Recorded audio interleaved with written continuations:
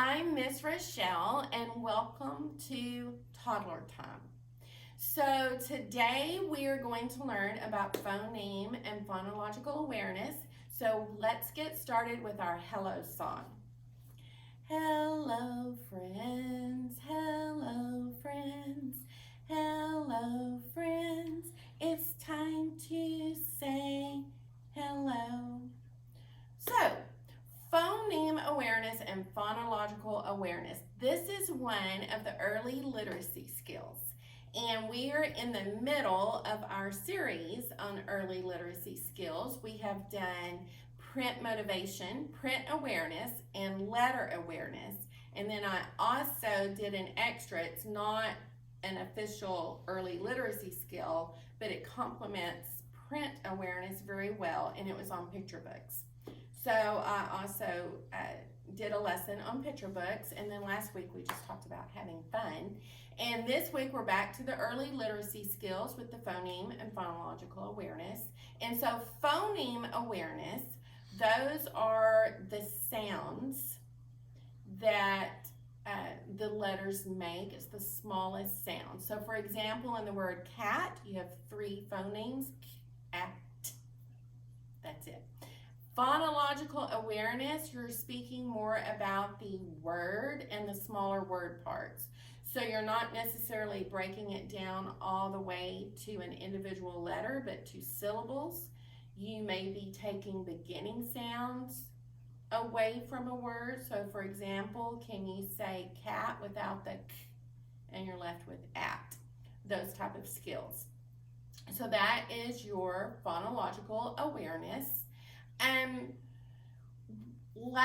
When we did letter awareness, we looked at some alphabet books.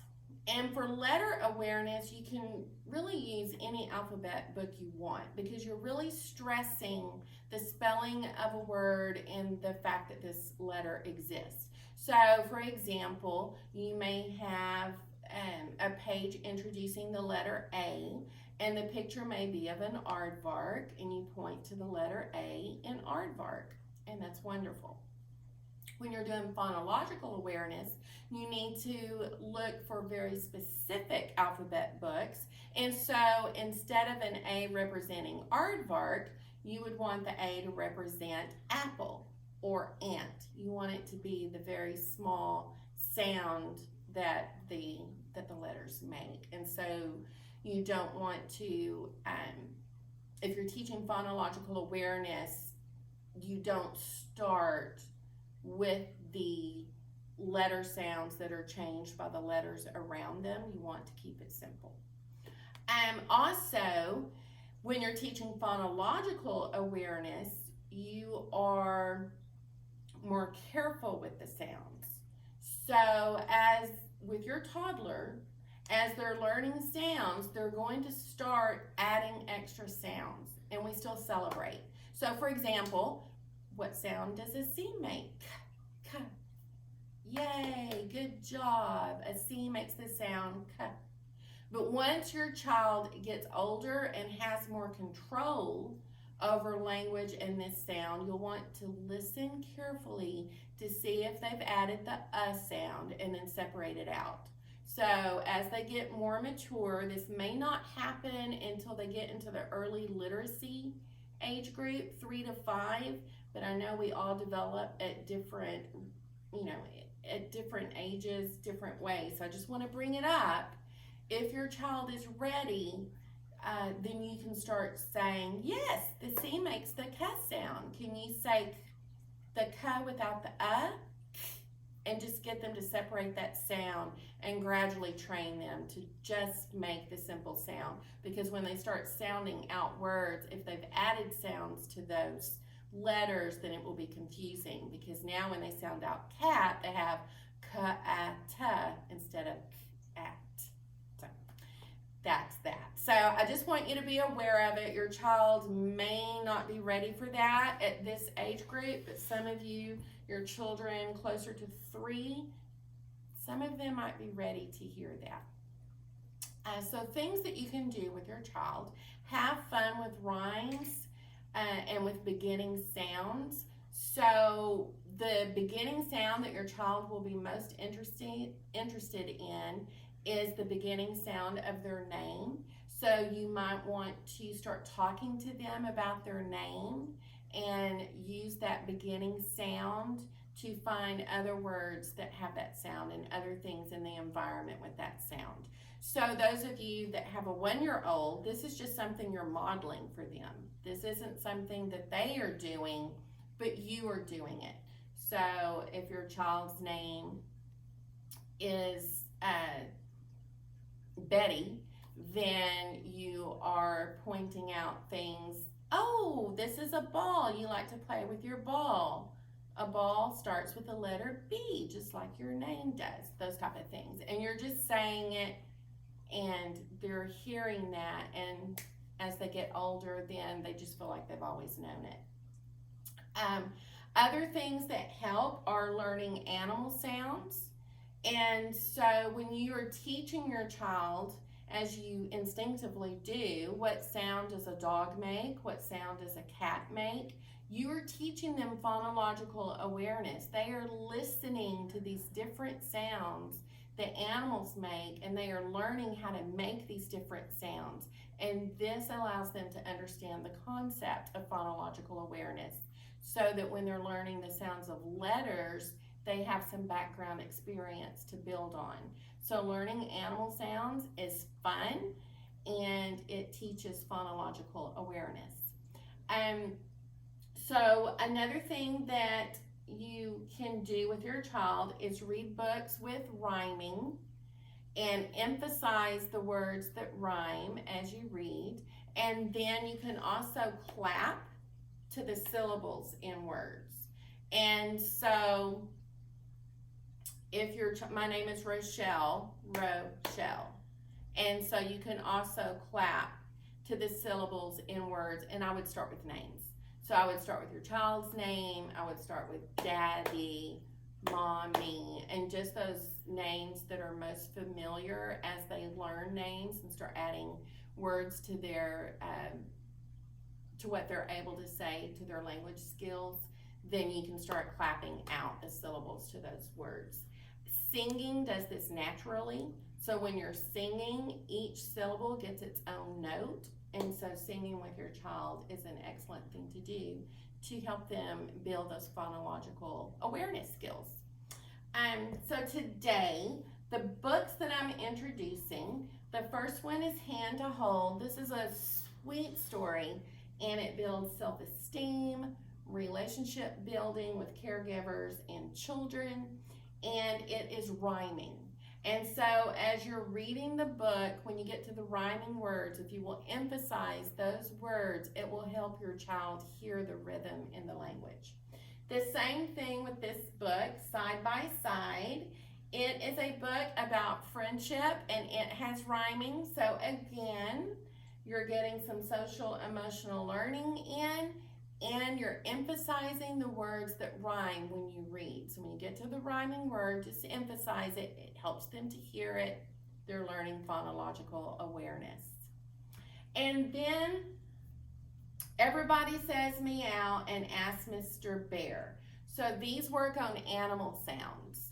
And so as you read the book, you learn about the different sounds that animals make. And so they're listening to those sounds. It's easier for them to repeat animal sounds than letter sounds at this age, but they're still learning phonological awareness. So we're still on the winning team. And then back here we have Texas Mother Goose. These are rhymes. And the only thing I want to say about that is check out the books, read the rhymes. If you have a favorite, if your child has a favorite, you might want to write it down and repeat that with them. Repetition helps your child with phonological awareness with this rhyming, because eventually they'll memorize it and one day they'll be able to say it back, and that helps them with all of these skills. So you don't need to feel like you have to introduce 100 rhymes. You can introduce 10 rhymes, have your favorites, and they learn those and are able to repeat them back, and you're building their skills. So, are you ready for story time? Are you ready for story time? Clap your hands. Are you ready for story time? Clap your hands. If you're ready for story time, if you're ready for story time, if you're ready for story time, clap your hands. Today's story is Ask Mr. Bear.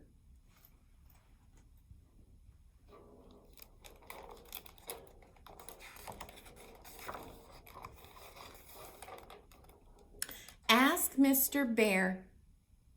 Story and pictures by Marjorie Flack.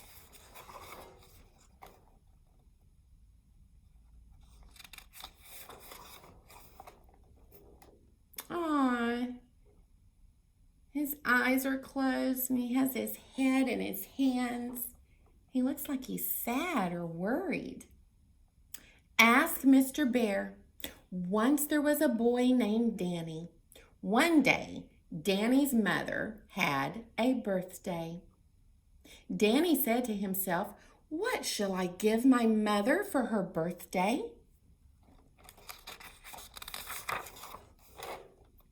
So Danny started out to see what he could find. He walked along and he met a hen. "Good morning, Mrs. Hen," said Danny. "Can you give me something for my mother's birthday?" "Cluck, cluck," said the hen. "I can give you a nice fresh egg for your mother's birthday." "Thank you," said Danny, "but she has an egg." "Let's see what we can find then," said the hen.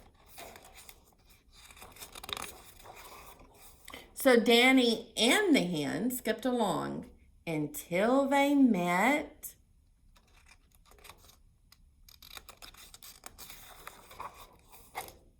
a goose. "Good morning, Mrs. Goose," said Danny. "Can you give me something for my mother's birthday?" "Honk, honk," said the goose. "I can give you some nice feathers to make a fine pillow for your mother's birthday." "Thank you," said Danny, "but she has a pillow." "Let's see what we can find then," said the goose. So Danny and the hen and the goose all hopped along until they met a goat. "Good morning, Mrs. Goat," said Danny. "Can you give me something for my mother's birthday?" "Meh, meh," said the goat. "I can give you milk for making cheese." "Thank you," said Danny, "but she has some cheese." "Let's see what we can find then," said the goat. So Danny and the hen and the goose and the goat all galloped along until they met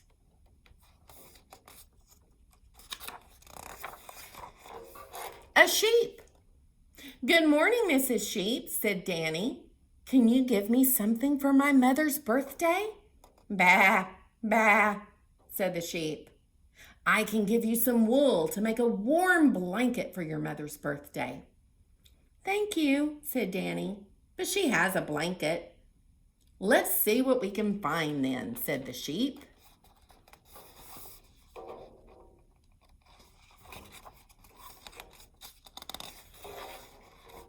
So Danny and the hen and the goose and the goat and the sheep all trotted along until they met. Who is it going to be? A cow. "Good morning, Mrs. Cow," said Danny. "Can you give me something for my mother's birthday?" "Moo, moo," said the cow. "I can give you some milk and cream." "Thank you," said Danny, "but she has some milk and cream." "Then ask Mr. Bear," said the cow. "He lives in the woods over the hill." "All right," said Danny. "Let's go and ask Mr. Bear." "No," said the hen. "No," said the goose. "No," said the goat. "No," said the sheep. "No, no," said the cow.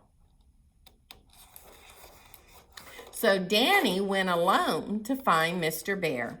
He ran and he ran until he came to the hill, and he walked and he walked until he came to the woods. And there he met Mr. Bear. "Good morning, Mr. Bear," said Danny. "Can you give me something for my mother's birthday?" "Hum, hum," said the bear. "I have nothing to give you for your mother's birthday, but I can tell you something you can give her." So Mr. Bear whispered a secret in Danny's ear. "Oh," said Danny. "Thank you, Mr. Bear. I wonder what Mr. Bear told Danny." Then he ran through the woods and he skipped down the hill and he came to his house. "Guess what I have for your birthday," Danny said to his mother. So his mother tried to guess. "Is it an egg?" "No, it isn't an egg." "Is it a pillow?" "No, it isn't a pillow." "Is it a cheese?" "No, it isn't a cheese." "Is it a blanket?" "No, it isn't a blanket." "Is it milk or cream?" "No, it isn't milk or cream," said Danny. His mother could not guess at all. So Danny gave his mother a big birthday bear hug.